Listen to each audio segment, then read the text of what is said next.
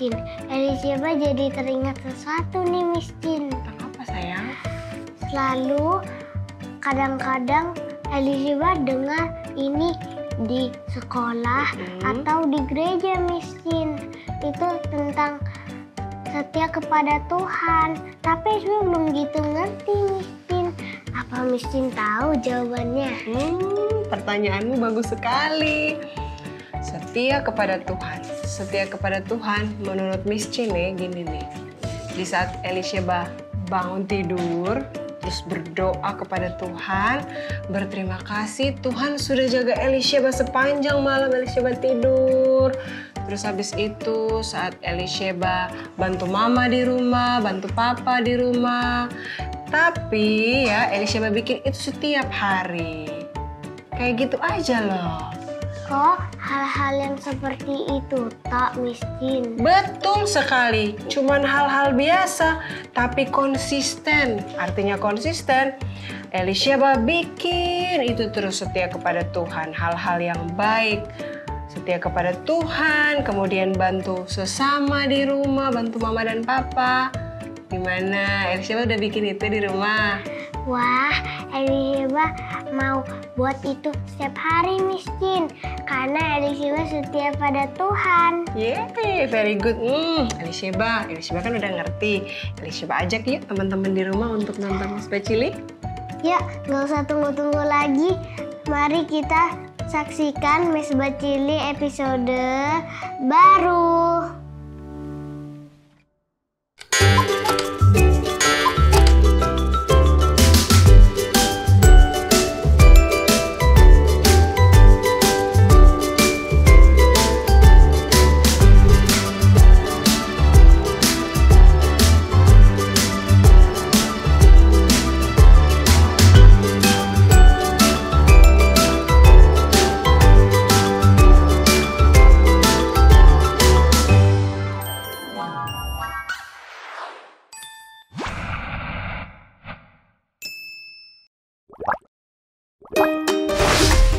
Apakah kamu mengenal seseorang yang memiliki penyakit yang sangat serius?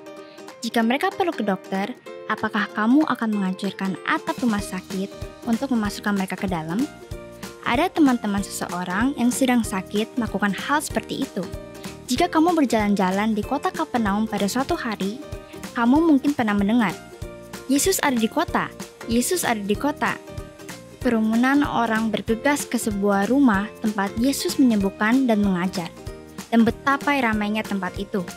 Tidak ada ruang di dalam rumah, tidak ada ruang di dalam halaman juga.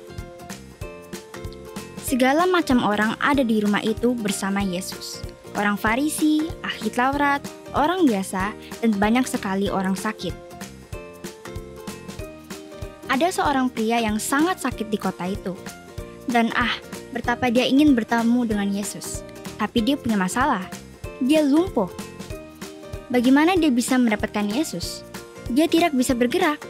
Yang bisa dia lakukan hanya berbaring di tempat tidurnya dan memikirkan betapa sakitnya dia. Kalau saja dia bisa bertemu Yesus, dia hanya tahu bahwa Yesus akan menyembuhkannya. Pria lumpuh itu beruntung setidaknya dalam satu hal. Dia memiliki 4 teman yang sangat baik, yang dengan senang hati membawanya kepada Yesus. Masing-masing mengambil sudut tikarnya dan pergilah mereka. Tetapi ketika mereka menemukan rumah tempat Yesus menyembuhkan, mereka tidak bisa mencapai Yesus. Ada orang di mana-mana. Tidak ada yang bisa membiarkan mereka melewati kerumunan. Begitu dekat, namun sejauh ini. Orang sakit itu khawatir bahwa dia tidak akan melihat Yesus sama sekali.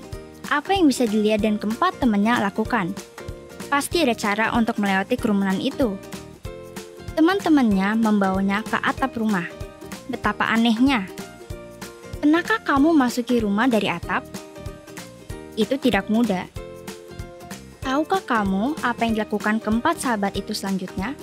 Mereka membuat lubang di atap, cukup besar untuk teman mereka yang sakit dan tikarnya untuk masuk.